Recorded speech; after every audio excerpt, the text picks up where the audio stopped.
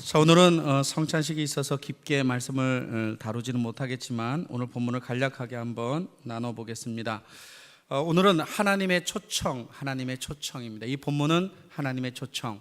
이사야서는 1장에서 66장까지 되어 있는데 두 부분으로 크게 나눌 수 있습니다. 1장에서 40장, 유대인들을 향한 하나님의 심판의 경고, 그리고 이방인을 향한 하나님의 심판의 경고가 1장에서 40장까지 39장까지 기록되어 있고, 40장에서 66장까지는 이스라엘의 회복을 말합니다. 회복은 어떻게 일어나는가? 회복은 부르심에 반응할 때 일어난다. 40장부터 66장까지 하나님이 그의 백성을 부르실 때 그의 백성이 반응하여 약속을 믿고 결단할 때 회복이 일어나기 시작한다는 것입니다. 사람들은 다 갈증이 있어요. 이 땅을 살아갈 때 사람들은 갈증을 가지고 살아갑니다. 그 도스토옙스키의 소설 중에 내기라는 책이 있습니다. 내기. 이 내기라는 책의 내용은 제가 자세히 다룰 수는 없고, 그는 내기라고 하는 이 도박성에 대하여 이 소설을 쓰면서 이렇게 정리를 했어요. 도박의 목적은 돈이 아니다. 도박의 목적이 만약에 돈이라면 돈이 생기면 도박을 하지 않아야 하는데, 돈이 있는 사람들이 더 도박에 깊이 빠진다는 겁니다. 그래서 그가 내린 결론은 도박은 돈 때문에 하는 것이 아니라 깊은 목마름 때문에 도박을 하는 것이다 라고 말합니다. 신앙적으로 볼 때도 성경에서도 역시 우리에게 그런 기갈에 대해서 이야기를 한 적이 있죠. 아모스서 8장 11절에 보면 주 여호와께서 가라사대 보라 날이 이를지라 내가 기근을 땅에 보내리니 양식이 없어 육적인 것이 없어 주림이 아니며 물이 없어 가람이 아니요 여호와의 말씀을 듣지 못한 기갈이다 라고 말했습니다. 그러니까 우리가 이 땅을 살아갈 때 우리의 삶이 참 목말라요. 그래서 이스라엘 백성들도 그의 인생을 살며 목말라서 하나님 붙잡고 살아야 되는데 자신의 목마름을 채우기 위하여 하나님 아닌 다른 것을 붙잡기 시작했습니다. 그것이 돈이었고 권력이었고 우상이었지요.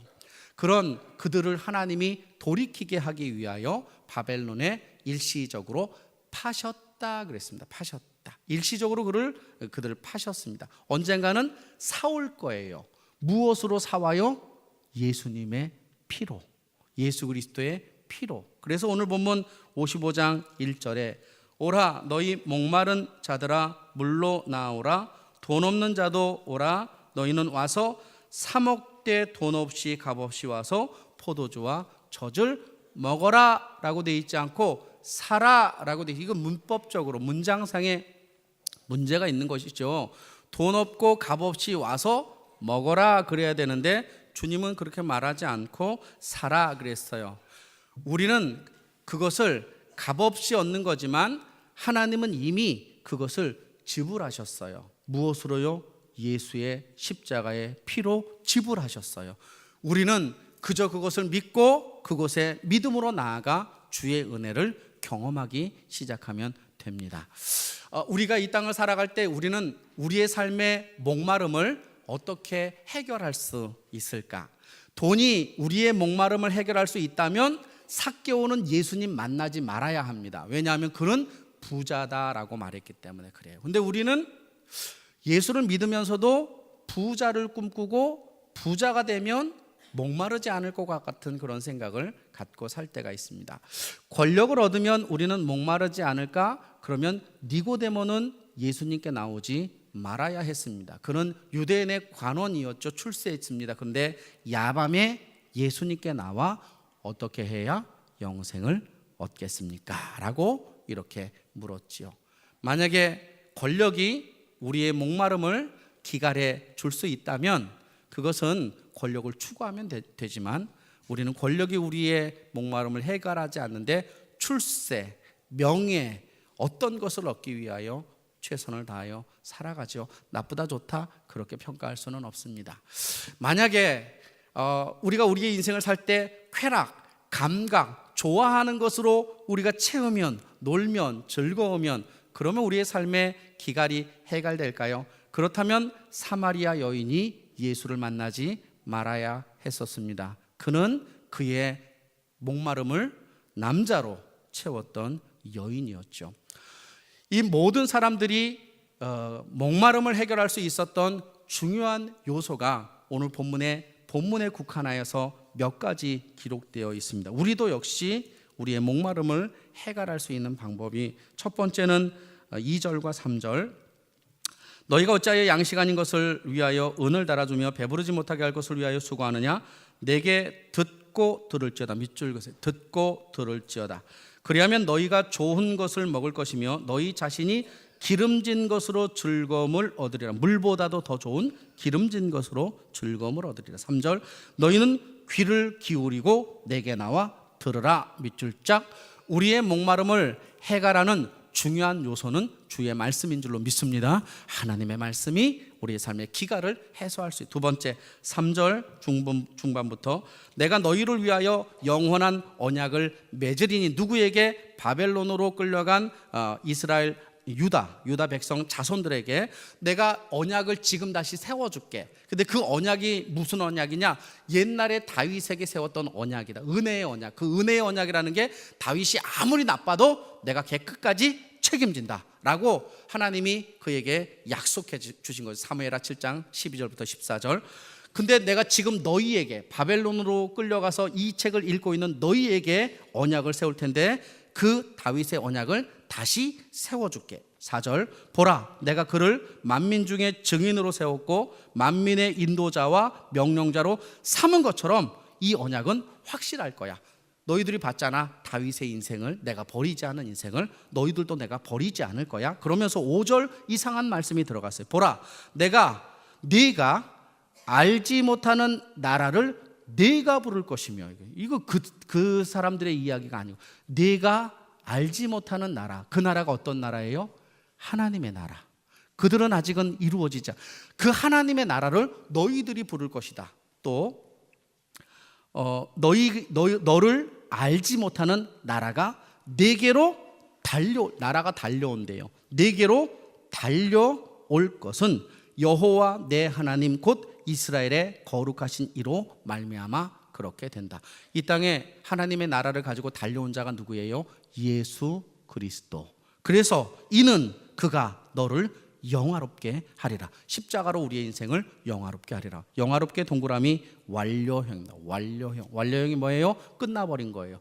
그러니까 우리는 죄를 지어도 우리의 인생은 영화로워요? 영화로우지 않아요? 영화로운 겁니다. 우리는 죄의 자녀예요? 의의 자녀예요? 똑바로 대답. 우리는 의의 자녀예요? 죄의 자녀예요? 의의 자녀. 죄를 지어도 의의 자녀예요? 죄의 자녀예요? 의의 자녀. 죄 지으면 어떻게 돼요? 회개하면 되죠. 죄 지으면 어떻게 되는 거예요? 영적인 권세를 잃어버리는 겁니다. 영적인 권세를. 그래서 두 번째, 우리의 목마름은 반드시 예수를 만나야 해결될 줄로 믿습니다. 두 번째. 마지막 세 번째, 예수를 만나고 말씀을 듣는 우리는 그러면 기갈이 없는가? 우리는 그러면 오직 하나님의 말씀과 그분만 붙잡고 나는 내 인생의 풍성한 은혜로 살아가고 있는가? 근데 우리 자신을 돌아보면 우리도 끊임없이 무엇인가 목마름이 있고 그 목마름을 어떤 것으로 채우려고 하고 있다는 거예요. 그건 왜 그러느냐? 우리는 영화롭게 된 신분은 가지고 있지만 우리의 실상은 여전히 죄 가운데 살 수밖에 없는 죄인이기 때문에 그렇다는 거예요. 그래서 오늘 본문 7절에 보면 악인은 그의 길을, 불의한 자는 그의 생각을 버리라 그랬습니다. 여러분 여기에 등장하는 악인은 누구냐면 목마름을 하나님 아닌 다른 것으로 채우려고 하는 사람. 이 책은 누구에게 주는 거예요? 넌 크리스찬에게 주는 거예요? 크리스찬에게 주는 거예요? 하나님의 백성에게 주는 거예요. 기억하셔야 돼요. 여기 나오는 악인은 예수 안 믿는 자를 말하는 것이 아니라 예수를 믿되 하나님을 믿되 하나님만으로 그 목마름을 해결하지 않고 다른 것으로 목마름을 해결하려고 쫓아다니는 그 사람을 악인이라고 말하는 거예요. 악인이라고. 불의한 자는 어떤 거예요? 불의한 자도 역시 하나님으로 그의 목마름을 해결하지 않고 다른 것을 쫓아다니는 그 사람. 근데 재미난 표현이에요. 악인은 그의 길을, 불의한 자는 그의 생각을 버리라 그랬습니다. 생각을 버리라. 우리의 생각을 어떤 생각? 하나님, 예수만, 말씀만이 우리의 삶의 기갈을 해결할 수 있다. 근데 다른 것이 딱 들어오면 안 돼요. 근데 재미난 표현, 버리라 동그라미 한번 쳐보세요. 7절 버리라. 그리고 여호와께 돌아오라에 돌아오라 동그라미 한번 딱 쳐보세요. 이게 시제로 미완료형이에요. 미완료형은 뭐라고 그랬어요? 제가 죽을 때까지, 완료될 때까지 계속 일어나는 일. 그러니까 예수를 믿고 살아도 우리의 머릿속에는 뭐가 가득 찬 거예요? 하나님 말고, 말씀 말고, 교회 말고, 예배 말고, 기도 말고 다른 어떤 거. 다 이것이 계속 미완료형 계속 차는 거. 그러면 하나님 어떻게 해? 넌 끝났어. 선 긋지 않아요. 우리가 이미 영화롭게 되어 있으니까 주님께 돌아가기만 하면 돼요. 돌아가는 것도 뭐예요? 미완료. 돌아가면 하나님은 100번까지는 용서하는데 101번째는 용서하지 않는다? 그게 아니에요. 우리가 죽을 때까지 넘어져도 죽을 때까지 주님 앞에 돌아가면 주님께서 우리를 받으실 줄로 믿습니다. 그 삶을 살아. 그래서 끊임없이 내 안에 있는 목마름을 채우기 위하여 나를 버리고 내 생각을 버리고 하나님으로 채워져 나가는 것, 그것이 목마름이 해결돼요. 저는 경건이란 뭐냐? 내가 죽고 예수가 내 안에 사는 것. 저는 영적인 성장이 뭐냐? 내가 죽고 하나님이 내 삶에 풍성해지는 것. 이게 우리가 인생을 살아나가는 데서 경건이요, 거룩함이요, 그리고 영적 성장. 영적 성장이 뭐예요? 예배 10번 드리는 거? 기도 1시간 하는 거? 아니요. 영적 성장은 그걸 말하는 거 아니에요. 그게 만약에 영적 성장이다, 그게 거룩한 삶이었다 그러면 바리새인은 정말 거룩한 삶을 살고 영적으로 성장한 사람이에요. 근데 그 사람들은 위선자입니다. 위선자. 중요한 건 뭐예요? 내가 죽고 내 안에 예수가 풍성 채워질 줄로 믿습니다.